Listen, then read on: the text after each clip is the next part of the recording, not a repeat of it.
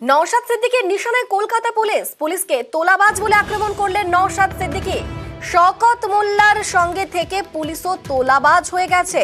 ভাঙড়ের সভা থেকে একই সঙ্গে শওকত মোল্লা এবং পুলিশকে আক্রমণ আইএসএফ বিধায়কের। কি বললেন তিনি শোনাবো।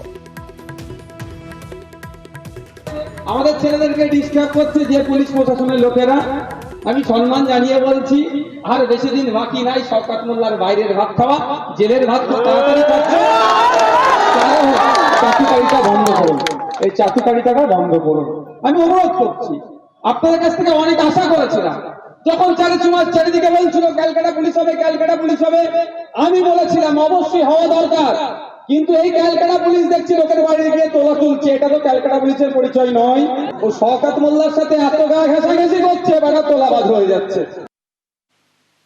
এই মুহূর্তে আমাদের সঙ্গে রয়েছেন ক্যানিং পূর্বের তৃণমূল বিধায়ক শওকত মোল্লা। শওকত বাবু, যে অভিযোগ নওশাদ করছেন যে শওকত মোল্লার সঙ্গে থেকে পুলিশ তোলাবাজ হয়ে গেছে, কি বলবেন? দেখুন, আসলে ওই একটু হতাশাগ্রস্ত হয়ে গেছে। আসলে ধর্মের ভাব দেখিয়ে তো রাজনীতি করা, এরা ধর্মকে ভিত্তি করে রাজনীতি করে।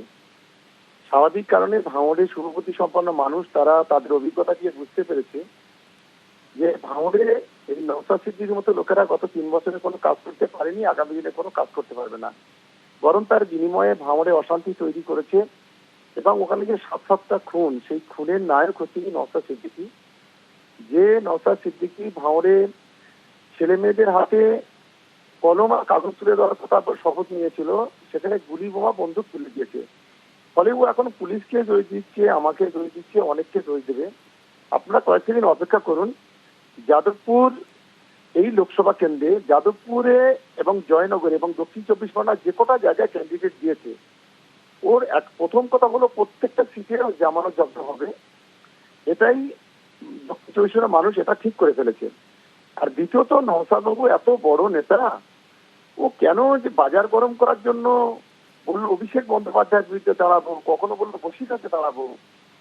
এত যদি দম থাকে, তাই উনি না দাঁড়িয়ে কেন আসলে ভালো মানুষগুলোকে বলি করলেন, রাজনৈতিক ভাবে তাদের ভবিষ্যৎ নষ্ট করলেন? এই প্রশ্নটা আমার। ফলে আমরা পুলিশের সঙ্গে তোলাতুলি, পুলিশ তোলাতুলি, কলকাতা পুলিশ সম্পর্কে ওর কোনো অভিজ্ঞতা নেই। কলকাতা পুলিশ আসার পরে আর কিছু করুক আর না করুক, ভাঙড়ে সে কি তৃণমূল, কি আইএসএফ, কি সিপিএম, কি বিজেপি, কংগ্রেস, অন্তত সমাজ বিরোধীদের শক্ত হাতে দমন করেছে। এটা কলকাতা পুলিশের একটা বিগ অ্যাচিভমেন্ট। আমি একজন এই জেলার সাধারণ নাগরিক হিসেবে, একজন ভূমিপুত্র হিসেবে এটা দাবি করতে পারি। আর সেই কলকাতা পুলিশকে ও তালিবানিত করতে চাইছে, এটা ওর আসলে অসুস্থতা। মানে একটু ভালো মাথা ডাক্তার দেখিয়ে নেওয়া ভালো বলে আমার অন্তত মনে হয়েছে। আমার একজন কলিগ হিসেবে এই পরামর্শ ওকে দিচ্ছি। বেশ, ধন্যবাদ শওকত বাবু।